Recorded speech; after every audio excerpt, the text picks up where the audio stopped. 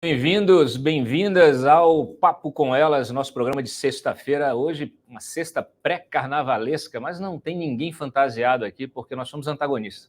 Então, a gente não sai para o carnaval. Talvez as nossas repórteres saiam. Vamos abrir a câmera aqui. A nossa bancada feminina do jornal do Antagonista aqui, do nosso site, e da Cruzoé, da revista digital, que já está, a nova edição já está aí disponível para os assinantes e que vem com uma capa bastante importante aí, capa da nossa querida Van Zeller aqui, Marisa Van Zeller. Põe a capa já agora, imediatamente, que eu já vou chamar as nossas convidadas também. Produção, tá aí, ó, Ministério da Verdade, capa desenvolvida por Daniel, nosso designer. Muito bem, parabéns. Mas eu quero saber do conteúdo. Só que eu vou, antes de mais nada, primeiro explicar para vocês que hoje estamos sem duas das nossas repórteres aqui, porque a Vanessa está de folga, merecida, e a Kis Vasconcelos está em trânsito. Talvez ela até entre aí durante o programa, vamos ver. Mas nós temos duas convidadas maravilhosas também. A Ellen Torres, por favor, Ellen, conecte conosco. Boa tarde.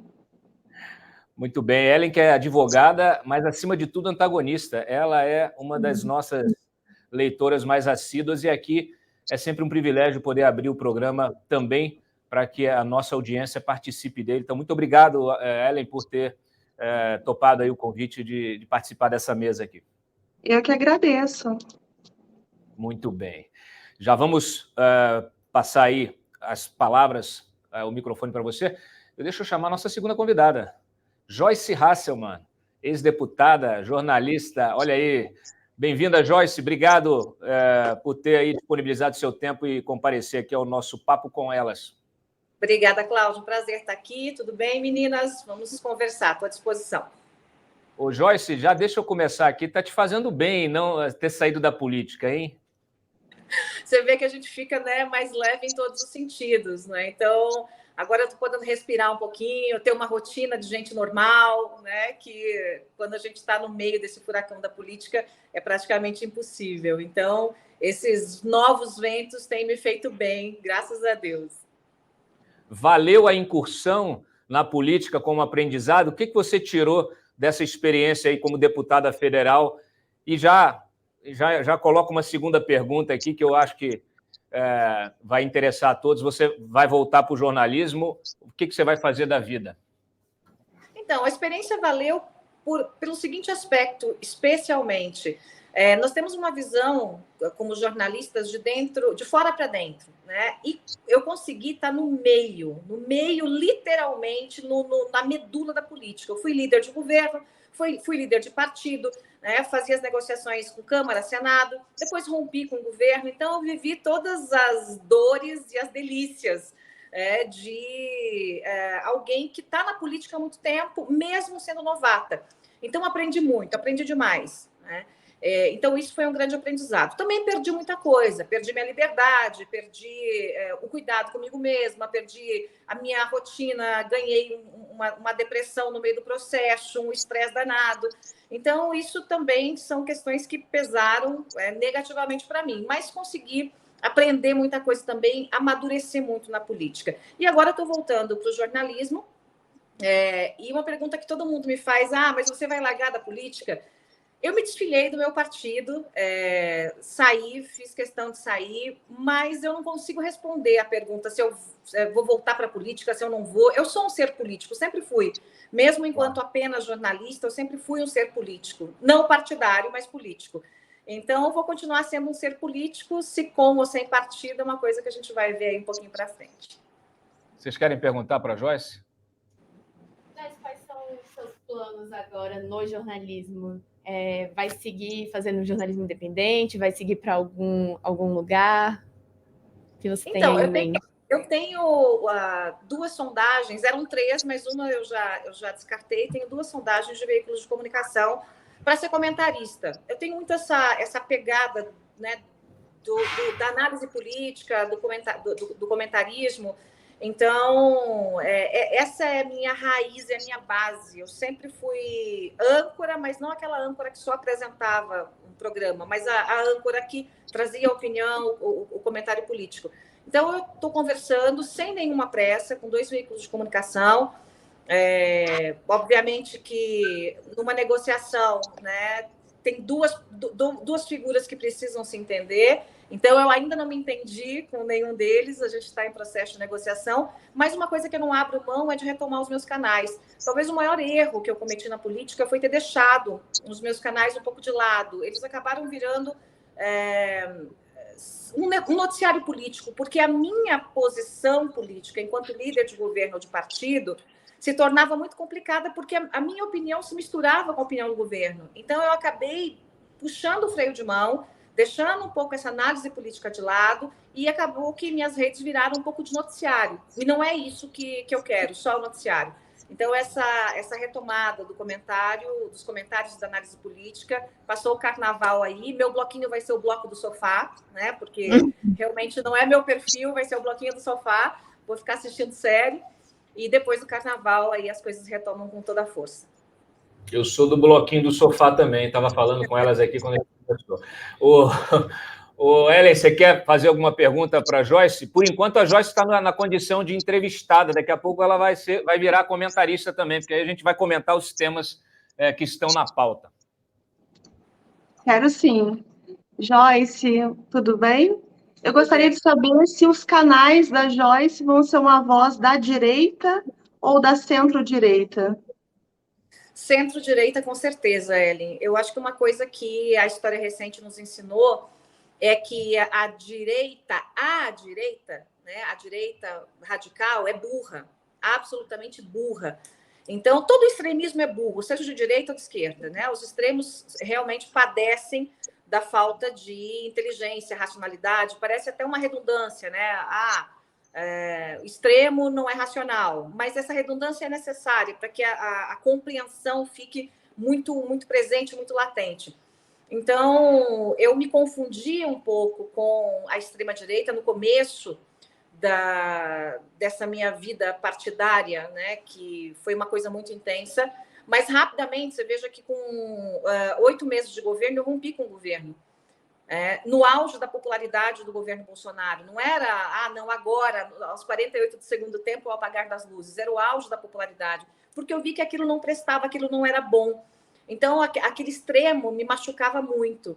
E a gente precisa realmente de nomes de um centro-direita que tragam o debate um pouco mais para essa arena, né? Não só a extrema-esquerda, a extrema-direita, ou mesmo a esquerda ou a direita, mas que a gente consiga ter um miolo conversando, que é uma coisa que você tentou fazer na campanha política agora, né, de 22, e não se conseguiu. A gente não teve isso.